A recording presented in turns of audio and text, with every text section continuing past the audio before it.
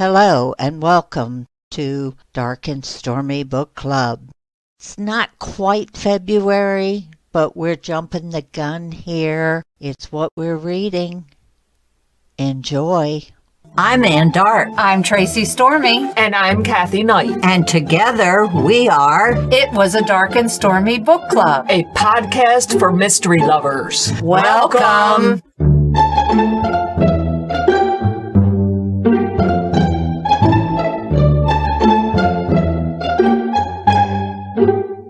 If you enjoy our show, please consider contributing to the Dark and Stormy Patreon. By becoming a patron, you will help us create better and quality content. There are also benefits to becoming a patron, such as exclusive content and Dark and Stormy merchandise. Become a supporter at patreon.com/darkandstormybc. Check our website for the link. We appreciate any and all contributions. Thank you. Hello. It's almost February. We're a day early, but we decided to do what we're reading for February and start a day early. And then part 2 will drop tomorrow, February 1st. So be sure and check the second half of our podcast out. We have decided to dedicate February to Black History Month. And we have selected 4 authors to honor as part of Black History Month. Hello, welcome. It's February, and it's what we're reading. Tracey's going to go first. I read probably one of the best books I've read in years. This book had everything going for it. It is Blacktop Wasteland by SA Crosby. It came out in 2020, published by Flatiron Books. Beauregard bug montage, husband, father, honest car mechanic, but he was once known from North Carolina to the beaches of Florida as the best getaway driver on the East Coast, just like his father, who disappeared many years ago. After a series of financial calamities, worsened by the racial prejudice of a small town he lives in, Bug reluctantly takes part-time in a daring diamond heist to solve his money problems and to go straight once and for all. However, when it goes horrifically wrong, he's sucked into the grimy underworld, which threatens everything and everyone he holds dear. Let me tell you, I could probably talk the whole episode because this book has so much going on for it. So we've got Beauregard, who is a father. He has 2 little boys, and he has a daughter from a previous relationship. He got a girl pregnant when he was younger, but he's trying to do right by her. So he's got a lot of balls in the air, shall we say. And he's got a mother who's in a nursing home, and she is probably the most difficult. She's frail, but she's got a major attitude. She doesn't want to be there. She's just difficult. Well, the nursing home gets a hold of him and tells him that she got a cash out from some kind of, I don't know if it was a tiny inheritance. Well, it threw her out of the Medicaid program, and he had to come up with $40,000 to keep her in the nursing home. And then his daughter wants to go to college, so he wants to help her out. Another mechanic shop opened up in his area, and it's taking all his business. I mean, everything that could happen to this man is happening. And his wife works 2 jobs. He's working as much as he can, but they got these 2 boys at home. He races street racing to earn some extra money. And the car he has is really, really fast, and he's a really good driver. This guy named Ronnie Sessions approaches him about this diamond heist. He knows that these diamonds are coming into this jewelry store, and he's like, they have an inside person. There's a girl that works there that's giving them some information. So they set it up, and it goes off without a hitch. Minor hitches. But it's funny. Book is full of characters that there's the bumbling assistants that help with this. It just kept me on the edge of my seat. Come to find out, he stole the diamonds from the jewelry store, but they didn't belong to the jewelry store. They belonged to a major mob character.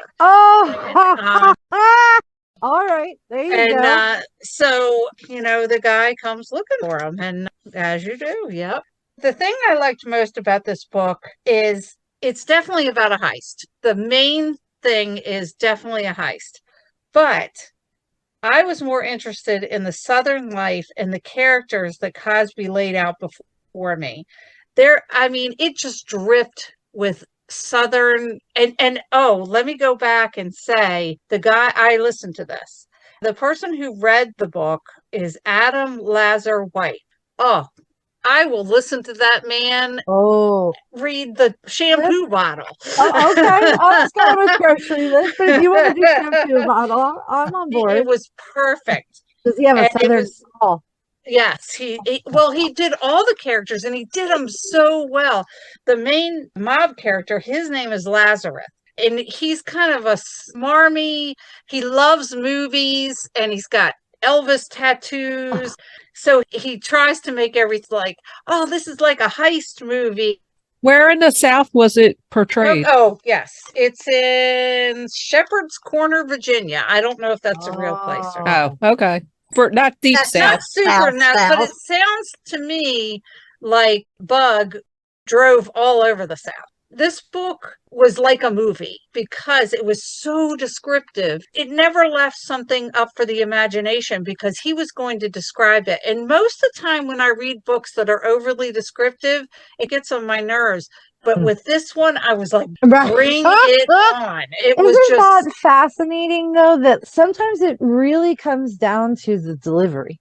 Yes. It's not, I've read books where when I am done with a section, I could pull maple syrup from a tree all on my own. I never knew how to do that from the beginning, but now I do. I can dressage with a horse, So sometimes it feels like an info dump sometimes. And that's what it's called in the author world, is the info dump. But then there are other times where could we take another 3 or 4 pages? Because I want to know what color the curtain is. I wanted it all. When he would describe somebody, he would say something like, his hairline was retreating like Lee at Gettysburg. So one of the things that I love about writing, as well as reading, is the ability of someone to nail an image in your mind in the shortest amount of words. Yes. There are a few. Let's hope that most people who read these books will understand that reference. Like if you're watching a train and you can say the train ran down the track, or you can say, I sat at the dark tracks and listened to the clack, clack, clack of the train going north. Right. They're the exact same thing. One of them makes you say, train. The other one makes you hear the clack, clack, clack. Well, that's what this did. I'm not into cars, but there were a lot of car things because since he was a driver, a wheelman, apparently the author loves cars too. So they did describe a lot of car things. I didn't get bored with that either because he would use analogies, and I guess you could say he kind of dumbed it down for who don't like cars. Like he also didn't overdo it. So the pieces that he gave you were fascinating. I don't need to know how to take a whole car apart, but I do like when characters use their job, passion, hobby to liken things to. So like if you're talking to a carpenter and he's talking about walking down the street, he uses different words than someone who's a realtor. You're going to notice different things depending on who you are and what you are. And so when an author can do that and nail it to the point where you're like, I don't know anything about cars, but if someone wants to bring me a carburetor, I'm here. I think it enriches a story because every story is a world and you can enjoy the heist, but if you also enjoy the actual imagery that's coming through, that's a whole other level of I'll go buy everything you have put out now. And this author, I read a book of his last year, and actually her book came out after mine. I didn't know that, but I was in tears reading this book. This author knows how to tell a story, and you're right there with him, and it just clutched at my heartstrings, and I'll never forget that book. And it reminds me of Fanny Flagg is another person who does that kind of thing, because Fried Green Tomatoes, the story itself, good. I liked the concept, I guess, itself. Good. Yeah. The way she told it, magnificent. It's like Steel Magnolias. They hit every single note in that book. Yes. There is nothing. You laughed, you cried, you were exhausted, you were clutching the hand of the people in the book. And they're all words. Everybody uses the same words. It's how you use them, I think, that makes a really big. Lazarus was definitely my favorite character because he was a character. He said all his lackeys call him lazy for short. And he says, I think they call me lazy because they're too lazy to say my whole name. I love it. That's awesome. I'll leave you with this. This book is definitely a father and son story because Beauregard, his father was a wheelman, but he got in too deep and he abandoned his family. In the world of the criminal, that's the Bug name. So he wants to get away from being Bug and be the good, honest man that Beauregard should be. But his father did leave him with some words of wisdom. My daddy was right. You can't be two types of beasts. Eventually, one of the beasts will get loose and wreck shop, rips it all to hell. He was trying, even towards the end, to be that two-headed beast, and it was not working out. I will definitely go back and read the one that Mom read, because I think that's pretty much his debut book. He does have one that came out before that, but I don't think it's a novel. And anything this guy writes, I will be there. If we have anybody out in our ether world here that's connected to Hollywood, read this book. This needs to be a movie. I love it. I love it. Sounds like a good one. Yes. Excellent. Kathy, you want to go next? Sure. I read a cozy because I just couldn't, I don't know. I just was not in the mood for a heavy book, I guess. And I wanted something light and enjoyable and easy. And that's what I got. I read A Killer Sunday, which is number 3 in the Ice Cream Parlor Mystery Series. It's written by Abby Collette, who is also Abby L. Vandiver, which I think I correctly pronounced, but I'm not sure. I think so. I listened to the book like Tracey. The narrator was Diana Blue, and this book came out in January of 2022, so it's about a year old, put out by Berkeley Books, and Tantor Audio put out the audio. The ice cream parlor in this series is called Crew's Creamery. It's located in Chagrin Falls, Ohio, which is a small town outside of Cleveland. Crew's Creamery is a family-run business started back in the 1960s when it was the only Black-owned business at the time. Currently, it's being run by Bronwyn, who goes by Wynn Cruz. She is the granddaughter of the original owners. Wynn's late grandmother provided and perfected most of the artisanal ice cream recipes, and her grandfather, parents, and 3 older brothers pitch in to help run the store and the newly minted food truck. Wynn attended Howard University in D.C., then worked at a big ad agency in New York, then returned home to run the creamery. Apparently, since she's come back, she keeps inadvertently getting involved in local murders. As you do. Yes, you know, that's how it goes. In this installment, a woman from Wynn's high school class is murdered at the Chagrin Falls Harvest Time Festival.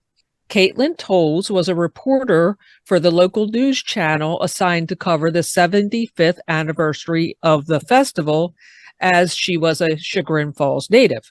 Caitlin was a pretty blonde who Wynn described as snobbish. She also had a well-known nut allergy, but Wynn was very careful to make sure that the sundae given to Caitlin was completely nut-free. Right. Of course she did. However, when Caitlin dies at the festival later that day with evident poison symptoms, her boyfriend literally points an accusing finger at Wynn. Wynne is I love it. devastated by the news of Caitlin's death and by the accusation leveled against her. Even so, she adamantly refuses to investigate her death at first. Wynne is a reluctant sleuth and freely admits that she's not very good at collecting clues. Having been nearly killed twice before, she really doesn't want to be put in the way of a murderer again. She would much rather leave the detecting to the professional, in this case, Detective Liam Beverly of the Chagrin Falls PD, whom she says is quite good at his job. Her bestie, Maisie, however, loves the idea of being an amateur sleuth, and she keeps drawing Wynne into the investigation along with their other friend, Rhea. Caitlin has managed to accumulate quite a few enemies. There are two women who are completely driven by jealousy of Caitlin's beauty and success. Her high school rival, Shannon, and her co-worker rival, Avery. Then there's the creepy, weird cameraman, Grey Wolf, he calls himself. Okay. And you can just envision this guy, you know. Yes, I can. He seems to be creepily obsessed with Caitlin. And there are several business owners who were portrayed less than glowingly in one of Caitlin's news stories. Uh-oh. And of course, there's always the boyfriend, Cameron, to suspect. So there's quite a crew that are available for suspicion here. Okay. And we go through the whole process of checking them out. Maisie loves to follow people around, and she'll sit outside of an apartment for hours. Drags Wynne and Rhea along for the ride, who are not quite as enthused. But I have to say, all in all, the story had a very nice small town vibe to it. Misty, you've had a little experience with that. Just a little. Just a little. Like, a little. Yeah. So is Wynne the narrator? Is Yes, she's the main character. Is it in first or third? Is it an I book or a she Oh, book? goodness. I don't Wouldn't remember. you say most cozies are first person? I think it was first person. Okay. Some are. I know that there are some that are in third person. I think people like the first person. I know when I write them, I am envisioning you and I sitting down in coffee shop and I'm going, oh my God, Kathy, you have to hear what happened today. I was walking down the road and blah, blah, blah, blah, blah. But that's a storytelling thing. But some people like the third person. So I just was wondering with Maisie, she is not the main character. So that's how she's pulling Wynne in over and over again. Right. I love it. Correct. Go ahead. Sorry. That's okay. All the talk of the ice cream recipes, it had my mouth watering. Did you run out and get some? I did not. Oh, Most of the time now. I was working when listening to the book, so I couldn't get up and run out to the local ice creamery. Here's a question. Mm-hmm. Did you figure it out? I had a very good suspicion as to who it was. Yeah. And I was correct. But there were a bunch of red herrings. Okay. And false starts to go down. Sometimes I'm okay with having a better idea because I'm fascinated to see how you're going to prove me right. Yeah. As a reader, not as the writer. Because as the writer, I think I've said this before, but it's a game between you and I really should win as often as possible. Because if I don't, you'll stop reading my books. Because if you know by page 50, why are you going to page 300? So I won't lie. Sometimes when I'm like, oh, I know who this is, but how are you going to make that? How are they going to figure that out? Because this one looks good too. So it can be still a game. Oh, definitely. Yeah. Well, I appreciated the more realistic portrayal of Wynne as a not so gung-ho amateur detective. Abby Collette is adept at character building, and I enjoyed getting to know the cast of this small town and the creamery. Since it's a cozy mystery, there's not a lot of gore, and it's pretty much good for an all-age audience. I love it. Yeah. There's not much going on with a love interest yet, but the groundwork's being laid for further development, and it's not with the detective. I was just going to say, I don't think that I've ever had my heroines involved with a detective. That's good. That's one because of it's things. just so cliche. Well, I think because I do like a little more realistic when we're dealing with the characters. And seriously, you're gonna go put your life in jeopardy because you like to watch Magnum PI? That's not how that works. So I do like resistance. And sometimes I'm like, right, but if you get involved with the detective, you're actually putting his job in jeopardy. And you're also pretty much saying that you don't think he knows what he's doing and he's not good at what he does and therefore he needs you. And I struggle with that. So then I'm like, well, let's give her a tax accountant. I mean, let's do that. How about a vet? I like vets. We'll get a veterinarian in here. He can help. Well, you know why they always pick cops, because it puts them in the action with the they can get inside information. Right. I tend to make my cops older and very, very infuriated that someone else has figured their stuff out. And like, seriously, get out of my way, you know? But I did have one book where I actually put the cop up. He got injured. And so he has to call her and say, I don't know what is going on in my department, but if you could please step in and know that this is not an open invitation. Oh, wow. Yeah. Yeah. That's a different angle. Yeah. He was not happy to have to call her. Yeah, that was a tally. I want to say it was deceased and desist. I don't think it wasn't carpet deal. Yeah, I think it was deceased and desist. He had to call her and say, this is not an open invitation. This is a one-time thing. We will go back to fighting at the end of this book. But if you could please figure out what is going on with these people, I would really appreciate it. Well, I would at least like it. Well, I would not hate you for it this time. So, yeah. Very good. Unfortunately, I can't say that I liked the narration. This was one of those times when I really think I would have liked the book a whole lot better if I hadn't listened to it. So my advice is to read the book. Don't listen to it. There you go. Okay. Abby Collette is the pen name for Abby L. Van Diver. Abby is a former lawyer and college professor of economics. She's a smart cookie. She spends her free time reading, watching mystery movies, and enjoying her grandchildren. Aww. She's the author of several cozy mystery series.